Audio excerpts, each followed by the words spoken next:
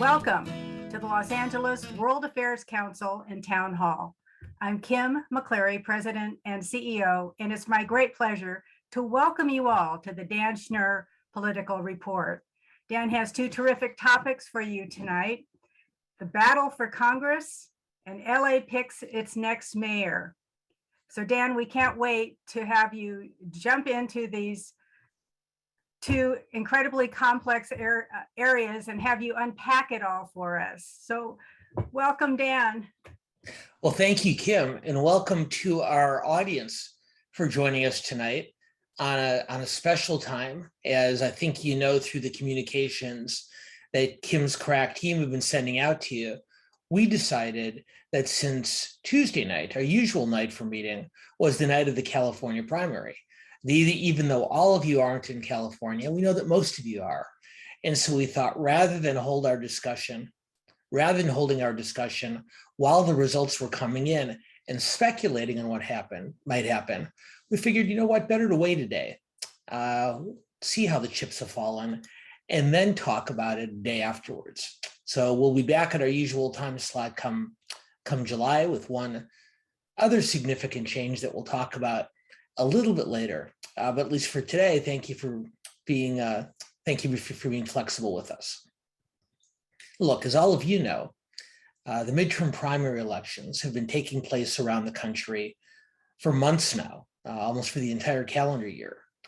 But just yesterday, 7 states, including California, held their primary elections. So we felt that this would be a good opportunity to talk about the political landscape both here in our state and nationally going forward. So the most notable thing about the California primary yesterday is how few people seemed to notice that we were having one. Turnout was extraordinarily low. And while I'm going to make the educated guess, that the vast majority of you voted in the primary, that makes you somewhat outliers in the state of California, where we saw turnout well under Los Angeles World Affairs Council and Town Hall, where we saw a little bit, and if I can ask my friends at World Affairs Council to mute, will be good. There we go. But the low turnout shouldn't be surprising. We knew that Governor Newsom would not be facing significant opposition, either in the primary or, of course, in the general election. We knew that Senator Alex Padilla, who'd just been appointed not too long ago, running for re-election, would not face significant opposition. So with no real race for governor, with no campaign for US Senate, and with no ballot initiatives for Californians to vote on, there wasn't a lot, at least at the top of the ticket, to draw statewide turnout. Now, there were important congressional races, which we'll talk about in just a moment, and very important and very interesting local campaigns here in Los Angeles and San Francisco and elsewhere around the country. But without a governor's race, without a Senate campaign, and without ballot initiatives, it shouldn't be all that surprising that our turnout was somewhat lower than it might have been under more normal circumstances. But not surprisingly, we still have plenty to talk about, and we'll get to the LA mayor's race in just a bit, and the San Francisco district attorney recall too. But since we do have a portion of our audience from outside of California, I thought we'd start with the congressional campaigns and take a look at how last night's results might affect the national political landscape heading into the midterms as the two parties battled for control of both the House of Representatives and the United States Senate. So the Senate, of course, as we all know, is tied 50-50, and California is not really going to have much of an impact on that for reasons we just talked about. Senator Padilla will be reelected by a comfortable margin in November, although there will be nominally a Republican on the ballot. So that's probably not going to affect the national balance all that much. But in the House of Representatives and the US House, where the Democrats now maintain only a very small 5-seat majority, California could have a real impact. And there were 10 or 12 pretty important House primaries here yesterday. And we're going to focus for just a minute on about a half a dozen of those that were most important. Now, the one from outside of Southern California that I want to mention very quickly is in the 22nd Congressional District, which is up in California's Central Valley, where a Republican House member by the name of David Veldeo was running for re-election.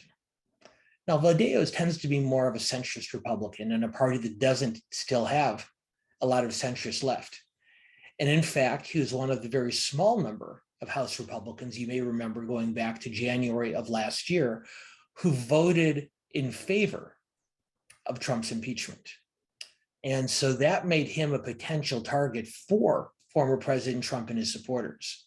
And in fact, in addition to the Democrat running against him, a state legislator from the area by the name of Rudy Salas, who's also very much of a centrist member of the Democratic caucus in Sacramento. Veldeo also faced a Republican opponent who was a much stronger Trump supporter. But a little bit of a good break, more than a little bit, a pretty good break for Republicans yesterday. And that Veldeo, unlike his much more conservative and much more Trump-aligned Republican opponent, Veldeo looks like he will go on to the general election. And while at this point, you'd have to call that race a toss-up between the two parties, Veldeo is one of the most vulnerable Republicans in the country, and that's going to be a very close race all the way through. No question that he's a much more formidable candidate and a much more likely candidate to hold that seat than the Trump-aligned Republican would have been.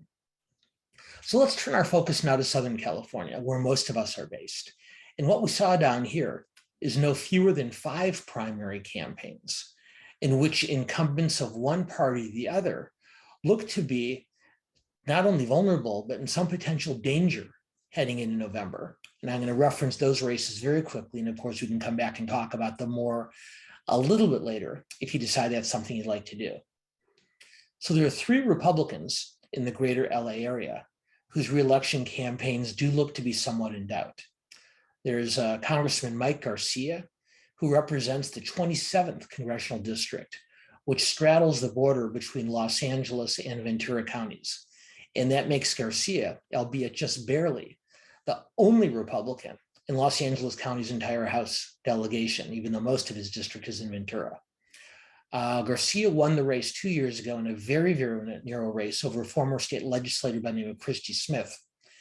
She was running against a couple of other Democrats in yesterday's primary, and she prevailed. And so come fall, Garcia will be facing, already somewhat vulnerable, will be facing probably the strongest candidate the Democrats could have put up in his reelection campaign. So those are one of the 3 Republicans from this area, one of the 4 statewide, that could be pretty vulnerable to defeat from the right Democratic challenger. The other 2 Republican incumbents, both seeking reelection, both are from Orange County, and both are Asian Pacific women. Young Kim, who represents a district in the northern part of Orange County, Michelle Steele, who represents a district a little bit further to the south. Both of them prevailed in their primaries yesterday, but young Kim, like David Veldeo, the Republican from the Central Valley I was talking about a moment ago, young Kim, who's a fairly centrist Republican, faced a much more conservative opponent as well, someone much more closely aligned with Donald Trump. And a lot of people suppose that if he had prevailed instead of Kim, this would have made it a much easier Democratic pickup in November. But young Kim raised and spent a great deal of money, and she'll be going on to the general election against a Democratic candidate, a physician from the district who's not run for office before. And Dr. Asif Mahmood, will be the challenger against Kim.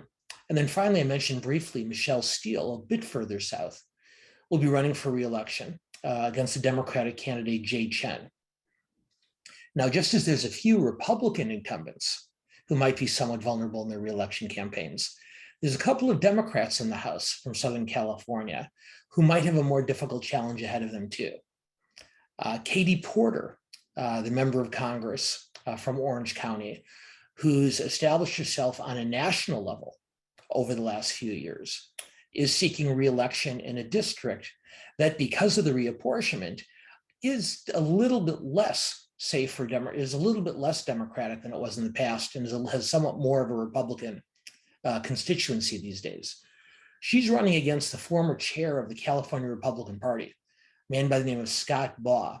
And while he's conservative, I would type him as a Romney Bush type conservative as opposed to a Trump conservative. And so that's going to be a race worth keeping an eye on because Porter's very popular nationally. She's raised an immense amount of money, but Baugh could be her most formidable opponent. And then finally, the other Democrat who might face a pretty strong challenge next year is Congressman Mike Levin from Southern Orange County, whose district actually goes over into San Diego County. And he'll be running against a Republican by the name of Brian Marriott, who's the former mayor of San Juan Capistrano down in that part of Southern California. So about half a dozen key races, and we'll talk about them again, of course, as we get closer to November. But 4 Republican, 2 Democratic current House members, all facing very difficult challenges. And in a House with just that very tiny 5-seat majority, well, that could end up being California's House races could end up determining the overall balance in the House of Representatives come next January. Now, one of the things we've talked about as we move this discussion from very specific state races to the national landscape is we've talked in the past about the challenges that the Democrats are facing in this year's midterm elections. And we've talked about the historical context that makes this such a great challenge, because midterm elections, as I know many of you know, generally are not particularly good for the party that occupies the White House. And in fact, in the last century, in the last 100 years, there have only been 2 midterm elections where the president's party gained seats rather than losing them. In every other midterm election going back to the 1920s, the party that didn't hold the White House gained seats during the midterms. The 2 exceptions for that, as some of you trivia buffs will know, is back in 2002, when George W. Bush was president. Republicans gained seats rather than losing them. They didn't gain a lot, but of course, the November elections in 2002 were barely a year after the terrorist attacks of September 11th, 2001. And Bush's emphasis on national security issues allowed him to help his party win some seats in that year's election rather than lose them. The other exception was just 4 years before that, in 1998, when Bill Clinton's Democratic Party gained some seats, even while Clinton was in the White House. And many observers in both parties attributed that Democratic gain to the impeachment against Bill Clinton. Because Republicans so overreached in the eyes of many swing voters in attempting to impeach President Clinton and remove him from office, that they punished the Republican candidates in that year's midterms and rewarded the Democrats. But twice in 100 years is a pretty rare exception to the rule. And heading into this election, we see a very similar dynamic that we have in many midterms in the past. And the difference, the main reason that the president's party generally tends to lose some ground in midterms is pretty simple. It's a question of motivation. Now, in presidential elections, there tends to be a huge fight for the center of the political electorate, the swing voters, the undecided voters, deciding whether to vote for the Democrat or the Republican. In midterm elections, where there's not as much voter interest and where turnout isn't as high, those middle-of-the-road voters tend to turn out in lower numbers. And so midterm elections are much more about the very loyal bases of the 2 major parties, the conservative base in the Republican Party, the liberal base in the Democratic Party. And so unlike a presidential year where the campaigns spend a lot of time trying to persuade voters in the center, a midterm is about motivating. It's about motivating a party's already loyal supporters.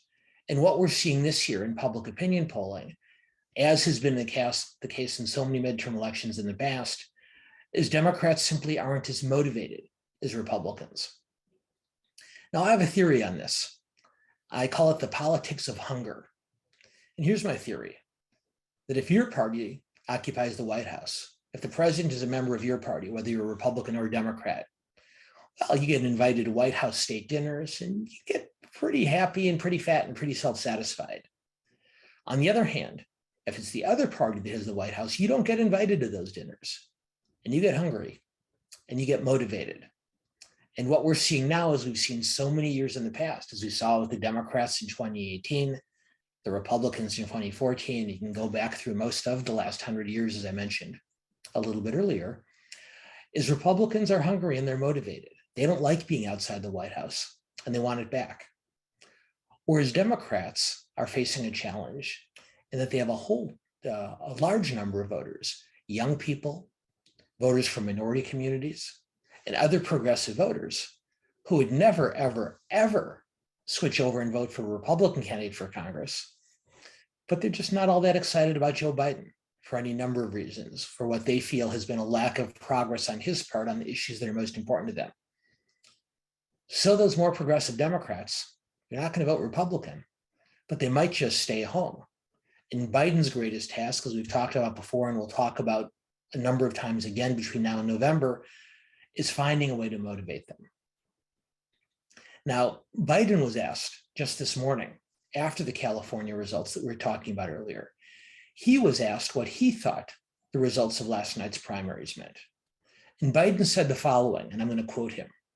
Biden said, quote, "I think the voters sent a clear message last night. Both parties ought to step up and do something about crime as well as gun violence," unquote. So Biden believes, as do a lot of California Democrats, that the issue of crime has reemerged in our state and elsewhere in the country. And we saw a little taste of this 2 years ago in the debate over defunding the police. But in the LA mayor's race here, which we'll talk about in just a minute, in the San Francisco campaign for recalling their district attorney, it does appear that criminal justice and public safety issues have reemerged in a way that they haven't in a long, long time.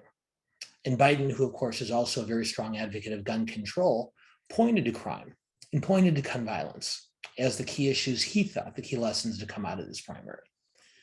Now, Biden wasn't just talking about public safety in California, of course. He's talked about these issues as president for the last couple of years.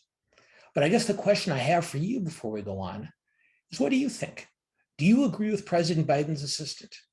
And Rachel, if we can put up our first question, do you agree that with Joe Biden's assessment on what the most important issue will be? What do you think will make the difference in November for most voters? Will it be the economy and inflation? Will it be crime and public safety? Will it be the issue of homelessness and affordable housing, which was key in the mayor's race here, of course? Will it be foreign policy, most notably the war in Ukraine? Or will it be social and cultural issues? And what we have listed here, just given a lack of space, are the issues of abortion and gun control. But obviously, there's a lot of other social and cultural issues as well. So, Rachel, how did we do? What did our group think would be the most important issues in deciding? Look at that. Wow, 73% of our respondents, almost 3/4, believe that the issue is going to be, that determines the election is going to be the economy and inflation. That is also one that, according to public opinion polls, leans in the Republican favor, but now nearly to the same degree as crime and public safety. Crime and public safety, like abortion and guns, came in second in the low double digits, 11% on crime, 12% on social issues. 3% said homelessness and affordable housing. 1%, only one of our respondents, said that they thought that Ukraine and foreign policy would be the most important issue in the fall. And of course, we'll revisit this issue many times between now and the midterm elections this November. So as I said a minute ago, when presidential parties, when a political party did win midterm seats, when their president occupied the White House, it was because of something unusual, something out of the ordinary: the terrorist attacks of September 11th, the impeachment of Bill Clinton.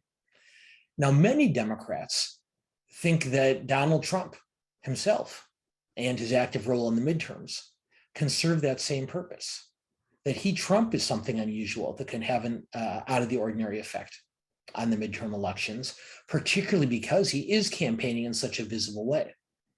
A lot of other Democrats, though, say, no, we shouldn't be preoccupied with Trump. We need to be emphasizing the issues that voters face every day, the so-called kitchen table issues. So, Rachel, let's put up our second question and ask our group to weigh in on that strategic question. Not what issues do you think are the most important, but what would be the smartest thing strategically for Democrats to emphasize this November? Should they be talking about economic policy? And the overwhelming majority of you just a minute ago said you believe that that was the most important issue. Should they be talking about foreign policy? I'm going to guess the number on that's pretty low based on what we saw in the first question. Should they be talking about climate change as the most important issue? And I know it's not fair, but you only get one choice. Or alternatively, as I mentioned a moment ago, should they be talking about Trump The January 6th hearings are starting tomorrow. That's going to be a conversation that takes place through September at the earliest. So should Trump be a major focus of the Democrats going forward? Let's see what our group says, Rachel. What do we got? Also very interesting reports. Our results. Our team, Rachel, is not buying in to the argument about Trump. 84%, even a little bit higher than the previous question, 84% say the Democrats ought to be talking about economic policy, jobs, presumably inflation, and so on. We got just a couple of diehards who believe it ought to be foreign policy, a slightly larger number, just 4%, who say climate change, and only 11% believe that the Democrats ought to be running against Donald Trump very visibly and vocally this fall. And maybe we'll get to this in the question and answers at the bottom of the hour when Claire joins me to answer, so we can answer as many of your questions as possible. Is I guess the logical question to consider is that if you believe the Democrats ought to be talking about policy, not about Trump, does it make sense for them to be holding these high-profile hearings over the summer and early fall of an election year? Anyway, plenty of time to come back to that. But let's switch now from national politics to local politics. And for those of you from outside the greater LA area, I hope you'll bear with us for the next 10 minutes or so, because we think we're having a pretty interesting mayor's race here. Now, 9 months ago, back in September, the leading candidates for mayor of Los Angeles were Kevin De Leon, the member of the city council and former state senate president, Mike Fuhrer, the city attorney, and Joe Buscaino, former police officer who's now in the city council from the south coast of LA. And then the race got turned upside down.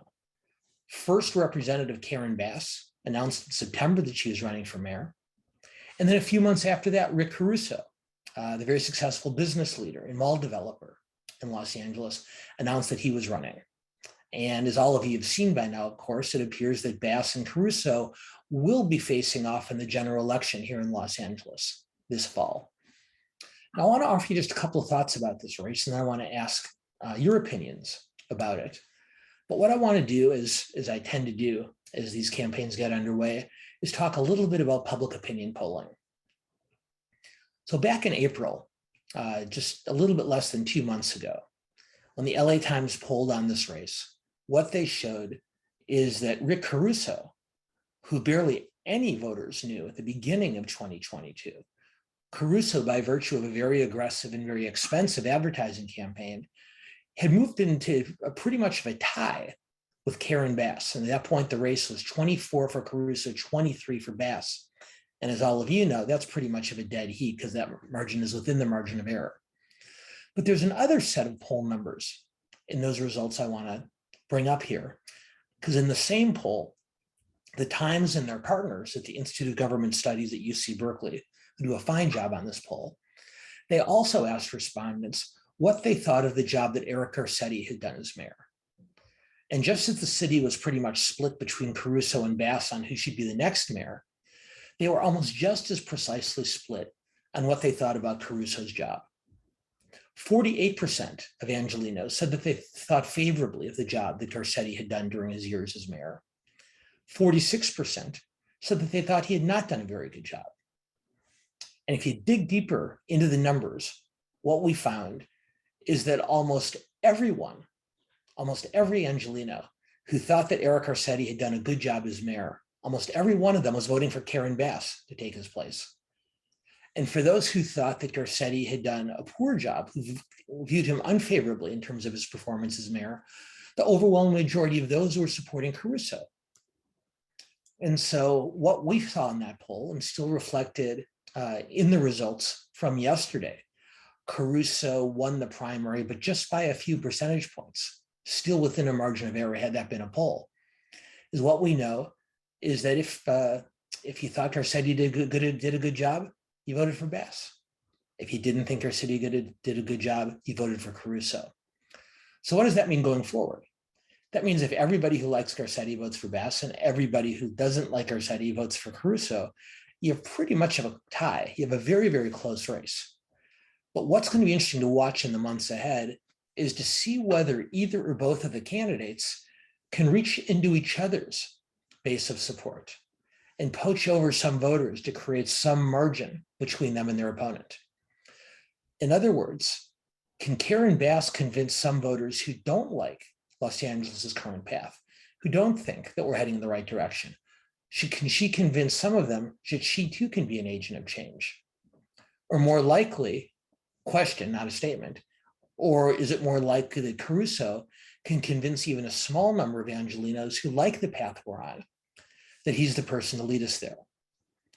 All things considered, if Karen Bass wins, it'll be because people want to continue in the same direction, obviously with a few adjustments. And if Caruso wins, it'll be because they want a dramatic change. Now, the issues that dominated this campaign, as those of you from Southern California know, are the issues of crime and homelessness. And we talked about those a little bit earlier, and I wanted to come back to them here, because those really were the issues that keyed Caruso's rise in the polls. If you thought that housing affordability or climate change were the most important issues, you probably voted for Bass.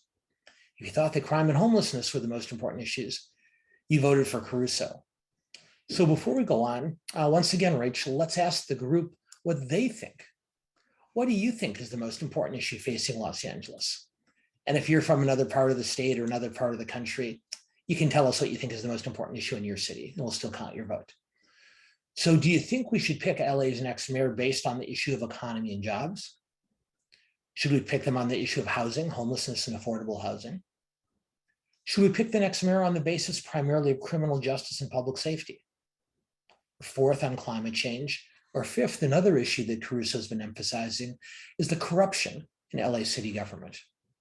What do you think should be the issue that Angelenos rely on most heavily when picking their next mayor? Rachel, what did we get? Oh, very interesting. 58% say homelessness, and another 20% in affordable housing. Another 24% say criminal justice and public safety. If you take the economy, jobs, and the climate change numbers and combine them, that's just 16%. So these are issues that seem to be leaning in Caruso's favor. And once again, the primary results from yesterday showed him with a very small lead heading into the general election. And if you assume, for example, that those voters who supported Kevin De Leon or some of the other minor candidates are more likely to support Bass than Caruso, we should assume that this race is pretty much of a tie. So we have two last questions before we open this up to a conversation. Two questions about the LA mayor's race. First, we're going to ask you a question of your own preference. If you were voting for mayor of Los Angeles, whether you live in the city or not, based on what you know about them today, who would you vote for? Would you vote today for Karen Bass? Would you vote today for Rick Caruso? Or are you still undecided? Do you want to spend the next months watching and listening to the campaigns to decide which one you're going to support? So let's see how our group's answers compare to that of the broader LA electorate. Well, as we've learned in the past, our group tends to lean a little bit further left than the electorate as a whole. So 57% for Karen Bass, 32%, just under 1/3 for Rick Caruso, and 11% undecided.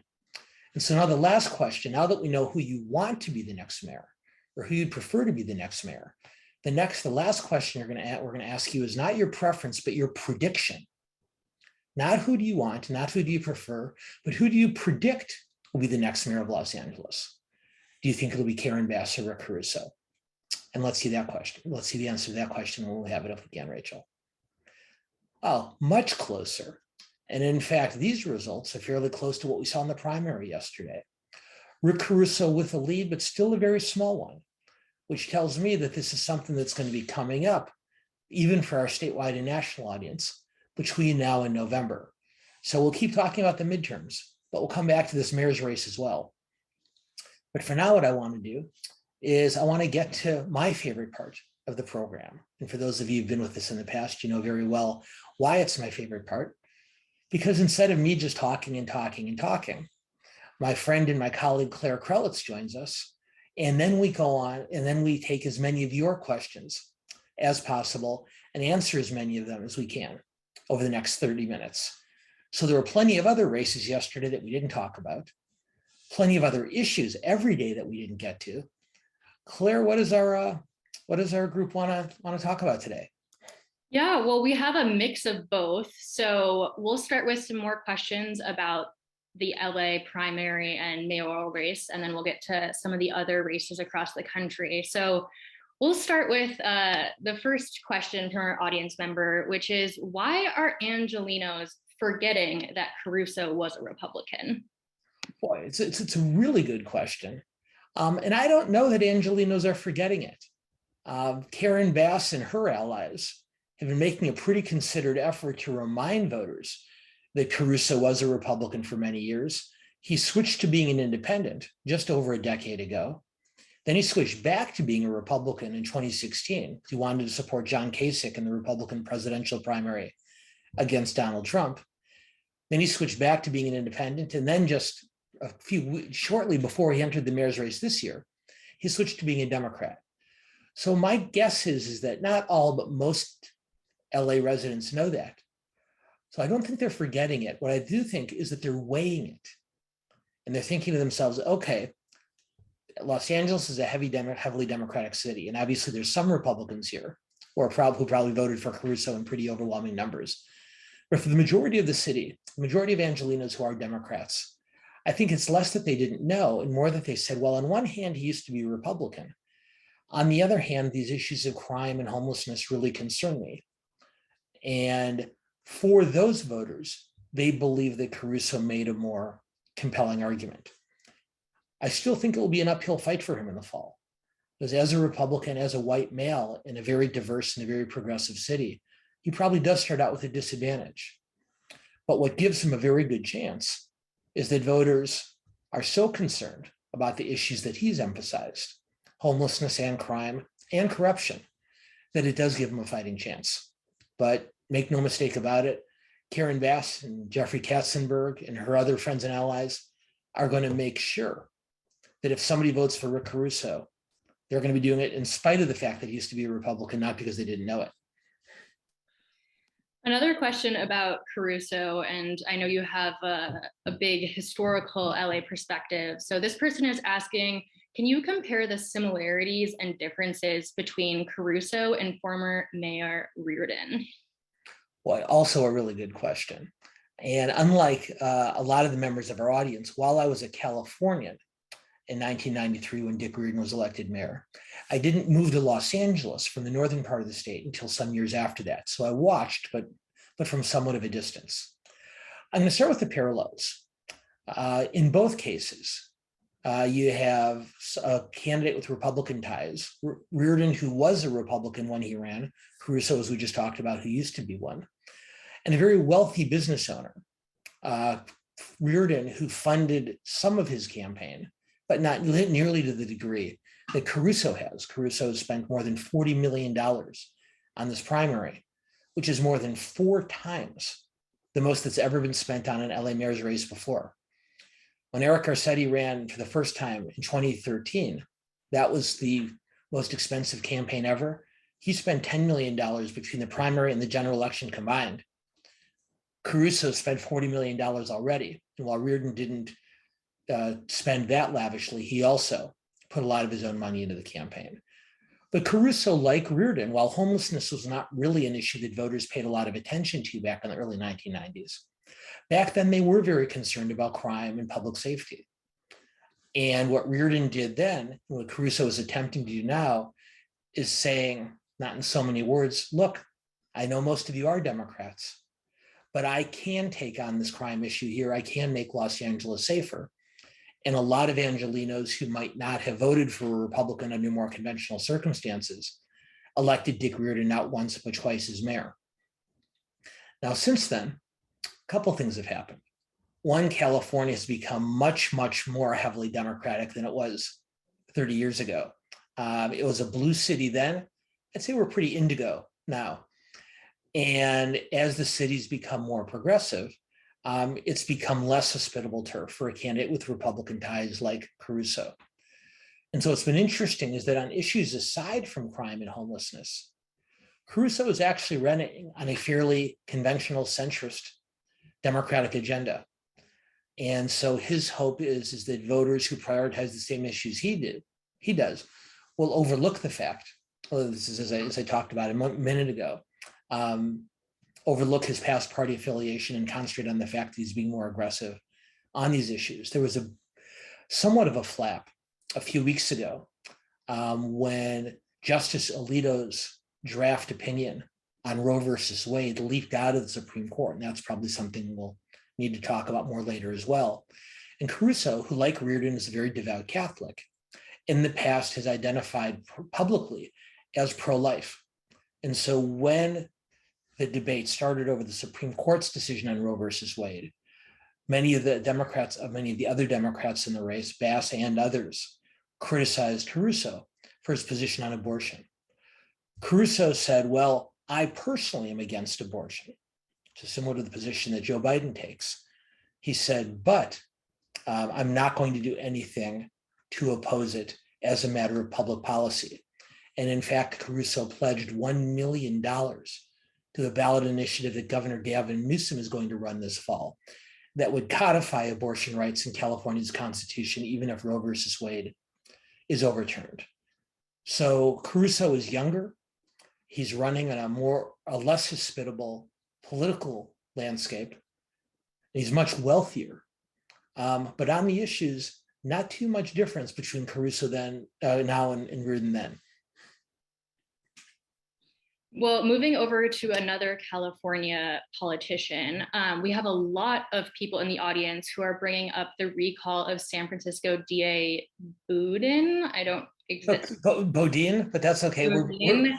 To be fair, we are the LA World Affairs Council Town Hall. Exactly. Well, I saw his name come up the first time. I was like, I don't know how to pronounce that. And then it just kept coming up. So I was like, here we go. But anyways, a lot of people are bringing him up and asking, number one, how this is potentially impacting the mayoral race, the sort of city's overall views on policing. And then finally, this in conjunction with Caruso, is this a sign that California, being a liberal bastion, is potentially ending? So all good questions, and all getting us to the basic premise about whether relative to the success that Caruso enjoyed in the primary as a quote unquote tough on crime candidate, and the recall of Chessie Bodine. And for those of you who are not familiar with San Francisco's district attorney, Bodine, like George Gascon here in Los Angeles, was elected a few years ago on a very aggressive and a very progressive criminal justice reform platform. And over the last few years, San Francisco residents, like Los Angeles residents, have become increasingly concerned about the rise of some types of crime in their city. And in San Francisco, as may be the case in Los Angeles in the future, a recall of District Attorney Bodine qualified for the ballot. And in fact, the district attorney up there was recalled yesterday, and by a pretty large margin. And so when a city like San Francisco recalls a progressive reformist district attorney, when a left-leaning city like Los Angeles gives so much support to a very strong public safety oriented candidate in Caruso, the questions that our audience asked are logical ones. My own opinion is I don't think that California is becoming less liberal, less progressive. I think that Los Angeles and Francisco are still both very, very progressive cities. But there are also cities in which the residents of all ideologies have become increasingly concerned about crime and increasingly exhausted by homelessness. And so I think what will be very interesting in the mayor's race here in Los Angeles, as well in the campaign next year in San Francisco when they next elect a district attorney, is not to see who can turn more sharply to the right. Californians are not going to vote in favor of a wall at the US-Mexico border. They're not going to vote for tax cuts for CEOs. But they are looking for someone who can tell them, we can take on these challenges, these issues of crime and homelessness more aggressively, but we can do it without sacrificing who we are as a people. And you've heard attempts at that kind of language from both Bass and Caruso in this campaign. I don't know that either one has quite struck the chord right yet, but it'll be interesting to watch in the months ahead And just as in San Francisco, although Bodine has been removed from office, his potential successors and the mayor up there, London Breed, are trying to strike the same balance as well. Can we address these issues more forcefully while still being compassionate in a way that progressives try to be? Well, we have a ton more questions about the mayoral race, but for the sake of time and wanting to get to the other questions on California in general and then other states, we'll maybe have to pick a few of those questions for continuing the conversation later this month. So moving on now to the California state primary, this person asks, can you comment on the state of democracy in California when there has been no viable challengers to governor and the US senator? But to me, I don't see that as a failure of democracy. I see that, and I say this as many of you know, I say this as a former Republican, someone who worked in Republican politics for many years and switched over just over a decade ago to be a no party preference voter. I don't think the one-sided nature of California politics is a failure of democracy. It's a failure of the California Republican Party. And more specifically, it's the failure of the California Republican Party to adjust to a much different state than the one in which it elected governors in the 1980s and 1990s and 2000s. There are other deep blue states in the country that have Republican governors, states like Massachusetts, like Maryland, like Vermont, and other more left-leaning states where the Republican Party is competitive. In California, that's not the case. The Republican nominee for governor, the Republican candidate for governor this fall will be a state senator by the name of Brian Dale. And the people I talked to in Sacramento in both parties say he's a good, smart, decent person who has about as much chance of becoming governor as you have, Claire, of playing for the Los Angeles Kings in the NHL next year, which is to say, I know you're a good hockey player, but the level of competition gets a lot more heated. So California Republicans, unlike Republicans in other states, have not adjusted. And so what that means is while there will be candidates on the ballot with an R after their name in their campaigns for governor and Senate next year or later this year, it's almost impossible to see either one of them mounting a competitive campaign. Interesting, for those of you who are inclined to look down ballot, in the race for state controller, a Republican by the name of Lan He-Chen, who has not run for office before, but in the past has been a policy advisor to Arnold Schwarzenegger and to Mitt Romney when Romney ran for president. Chen is running for state controller, and he finished first in the primary yesterday because there were several Democrats running. But while it's an uphill fight for a Republican in a heavily Democratic state, those who watch these races closely say that he might have a chance at least to be the first Republican to win a statewide office in California since 2006. And once again, I think until the party is willing to adjust to a much different political landscape, we will continue to see a lack of competitiveness in statewide races. But democracy, if you judge it by competitive campaigns, if you look at the number of competitive campaigns for the House of Representatives that I mentioned earlier, for the state legislature that we haven't talked about today, very heated competition for ballot initiatives this fall, democracy is okay, but it would probably benefit from one more from one more competitive party, at least here.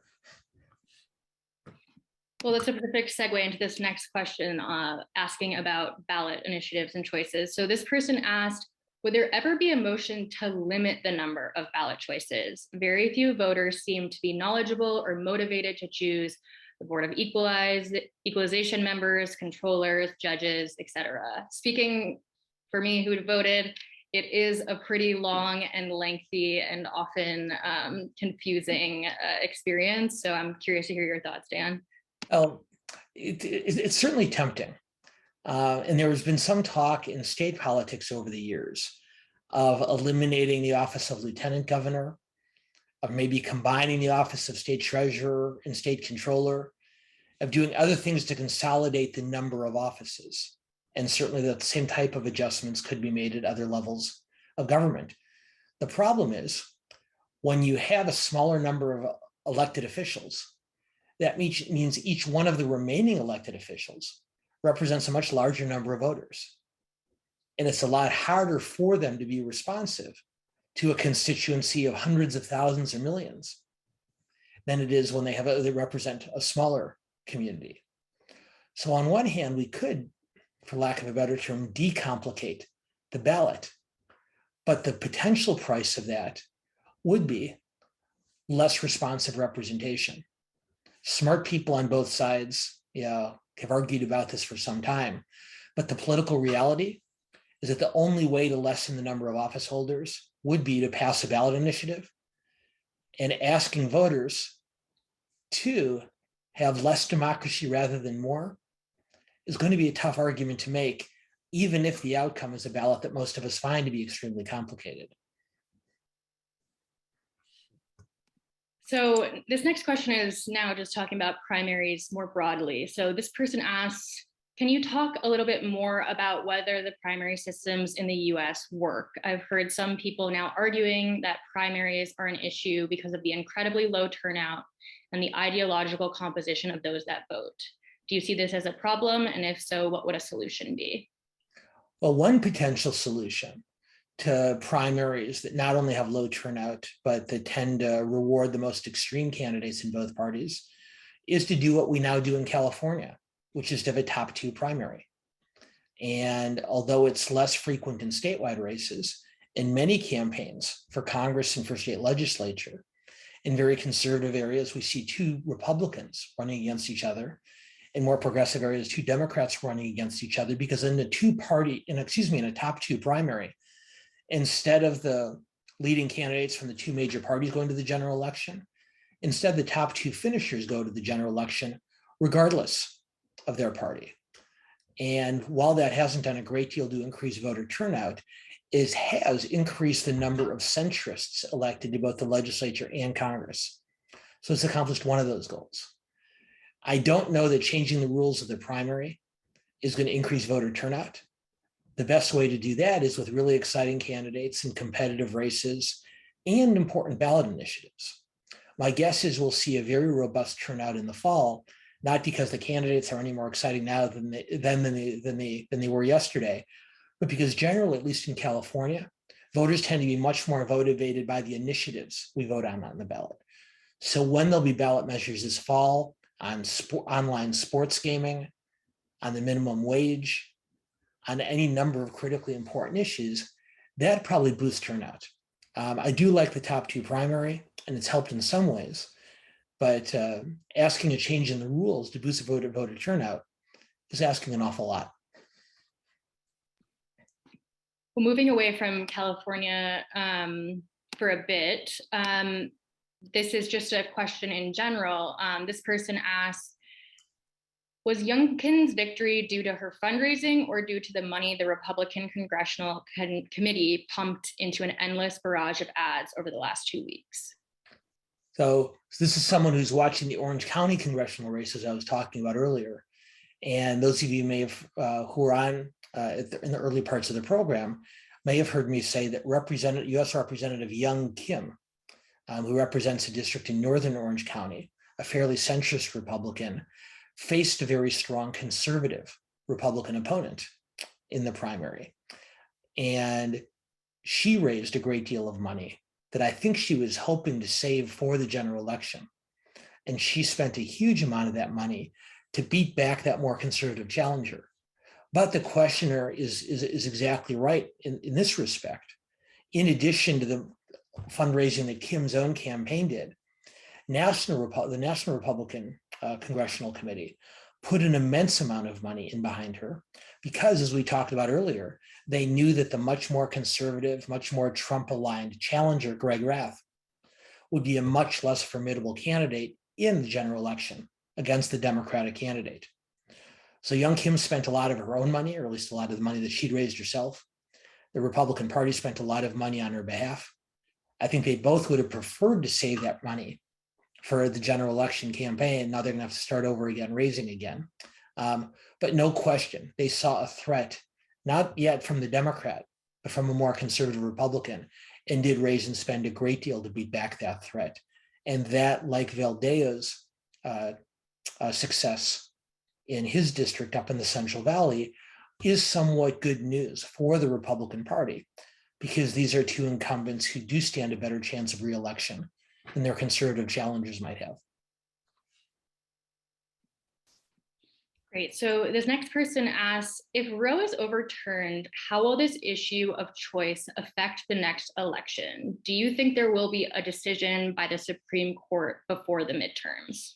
Okay. So I'll answer the second question first because it's an easier one. There will definitely be a decision by the court before the midterm elections. In fact, there should be a decision from the court within the next couple of weeks. And my educated guess, Claire, is that one of the topics we'll be discussing in our July program is going to be whether Roe versus Wade had been completely overturned or rather weakened. The supposition for many, many months when the court decided to accept this Mississippi case is that they would probably not overturn Roe completely, but would rather weaken it in a very significant way. But when the draft opinion written by Justice Alito leaked out some weeks ago, it's clear that many of the justices, at least 5 for now, although Justice Roberts is doing his best, it appears, to convince one of them to join him in opposition. Right now, it appears that 5 justices appointed by Republican presidents will vote not just to weaken, but to overturn Roe versus Wade. I was talking earlier about how midterm elections are about motivation. And I was talking about all the reasons that the Democratic base is not motivated. All the issues that progressives wanted action on when they voted for Biden back in November 2020, where they haven't seen the action they'd hoped for. And I think Biden deserves a little bit of slack on this, given a 50-50 Senate is awfully tough to pass a very ambitious agenda. But in any case, you got a lot of disappointed Democrats. And what many think is that if Roe versus Wade is overturned, the absence of abortion or protections against protections for legalized abortion at the national level, the absence of those protections could motivate voters, particularly young female voters, in a way that Biden and the Democratic congressional candidates have not. Now, our own group, as you saw earlier, Claire, said that they felt that the economy was going to be the most important issue in the fall, not abortion or guns. And that's what most Republicans believe as well. Even those who are worried about an overturn of Roe versus Wade helping Democrats have been saying, well, the most important issue for most voters is going to be inflation. So it's hard to predict exactly how much of an effect an overturn of Roe versus Wade would have. But I would say this, that if the Democrats have a chance of maintaining their majorities, particularly in the House this year, or in the House and the Senate, I guess, if the Democrats have a chance, it's because an overturn of Roe v. Wade motivated the Democratic base to turn out. Doesn't mean it's going to happen, but it's the best shot for it to happen. Well, while it might not impact midterms per se, we do have a handful of people who are asking your comments or opinions on the House passing the gun control bill today. Okay. So we haven't had much of a chance to talk about guns, and that's probably an issue we might want to come back to in July also. But as all of you know, after the tragedies in both New York State and Texas over the last few weeks, there has been a renewed effort in Congress to pass gun legislation. Now, the Senate is working on, I'd say, a less ambitious, but still important set of potential reforms, most notably that would expand the types of background checks that are now required, that would expand the number of so-called red flag laws that make it easier for a judge to temporarily take away weapons from someone judged to be of some danger, and possibly raising the age for buying assault weapons from 18 to 21. There is a very serious bipartisan group working on those issues, and it appears that they'll come to some type of compromise, maybe not this week, but probably in the next couple of weeks. That's no guarantee that there'll be 10 Republican votes for those reforms. But if there is a compromise in place, there's a good chance that even this relatively measured set of changes can become law. With the House today passed a much, much more aggressive and much more ambitious set of gun control bills. These would absolutely, these would not just limit, but ban assault weapons. These wouldn't just expand background checks, but make them mandatory for all types of transactions, and a series of other much more ambitious, much more aggressive measures. These, for better or worse, have no chance of becoming law whatsoever. They go so much further than most Republicans are willing to, that while the House has passed these bills, it's inconceivable to see them coming out of the Senate. So what I see happening here, and I'm not saying it is either a good or a bad thing, you should look at the Senate negotiations as the types of reforms that are most likely to become law sometime this year. You should look at the House bills as the types of issues on which Democratic candidates can run this November, arguing in favor of stronger gun control measures. So very interesting and important work done today in the House, but important for political purposes, not for policy purposes. Well, this will be our final question, and we're going to go back to Los Angeles now because we have had so many people who are asking various questions about the sheriff's election. So just if you could maybe share some thoughts. People are just wanting to know your general thoughts about the sheriff's race. And then another person says it looked like the sheriff was about to be turned out, but the results appear to indicate that he'll not be turned out. And so just in general, some of your thoughts there. Sure. Well, 4 years ago, a very relatively little known deputy sheriff by the name of Alex Villanueva was elected sheriff of LA County. He was supported by the LA Democratic Party and ran very much as a strong progressive, the same kind of police reformers we were talking about a little bit earlier in the show. Well, as the years have passed, two things have become apparent. One, Villanueva is not a progressive. He's not a reformer on criminal justice. In fact, he's very much of a traditional tough on crime conservative voice. Second, completely aside from left-right ideology, he's taken a series of actions as sheriff. We don't have time to go into the details in our last few minutes that have been extremely controversial with liberals and conservatives alike. So there are a lot of people who supported him 4 years ago. They felt like they didn't get the sheriff that they'd hoped for. Now, Villanueva's best chance for re-election, because he's not particularly popular, is that there were several candidates running against him. And in local and county races, if a candidate gets more than 50% of the vote in the primary, they don't have to go to a runoff in November. So many people were concerned that even though Villanueva wasn't that popular anymore, that the vote against him would be split between several opposing candidates, and that would allow Villanueva to get over 50%.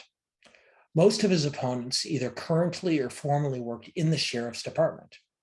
The one who didn't is the former police chief of the city of Long Beach, a man by the name of Robert Luna. And Luna finished second in the primary. And although there were a lot of candidates running, Villanueva did not get 50% of the vote.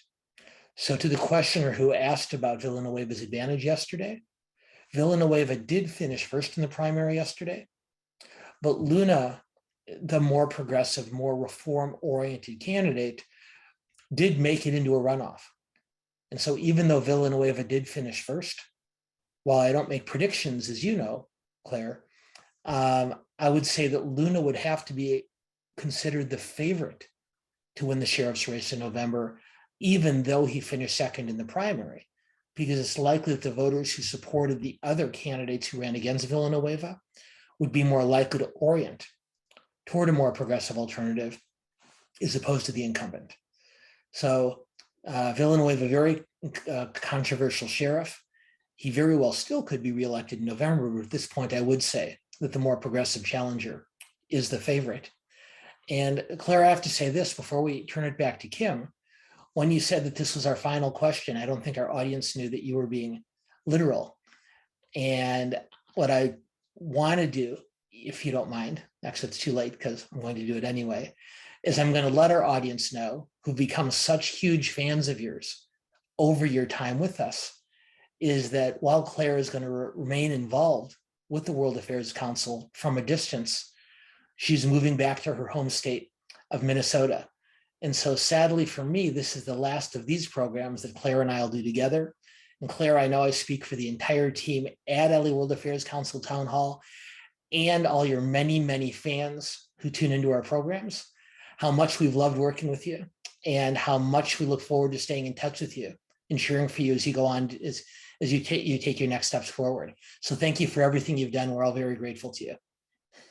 Well, thank you so much, Dan, for that. And I don't want to get emotional here because this truly has been one of my favorite things that I've had the pleasure of working on throughout the very beginning of the pandemic. I remember when we were having calls in March of 2020, thinking about how we were going to launch politics in the time of coronavirus, and then morphing into this program and getting to come on now with you every month. I've learned so much. I love all of our audience members. You guys ask the smartest questions. It's impossible sometimes to select, but thank you for letting me be your representative voice. Like Dan said, I'll still be around, and you all have the pleasure of now getting to have Rachel come join us, who I know many of our members are huge fans. So I'm really excited to see the next iteration of this, and I will be watching and now submitting my own questions. So Hey, excellent. Thank you all. Claire, I do want to share that you've just been instrumental as a leader, as communications manager and digital producer, and we could not have done as well as we have without you. So you know how much the staff and I and our audience will miss you. So our best wishes to you, and we know where you live, and so we'll keep in touch with you. Thank you, Claire. So much. And thank you, Dan. I know we have to go to your special after the webinar discussion. For those of you who aren't a member and would like some more time with Dan to ask him questions directly, please go to lawacth.org today and become a member. And we have some terrific programs listed up there. So please register, and we look forward to seeing you at our next event. And Dan, we'll see you in just a few minutes. Thanks so much, Kim. Thanks, everybody. Bye.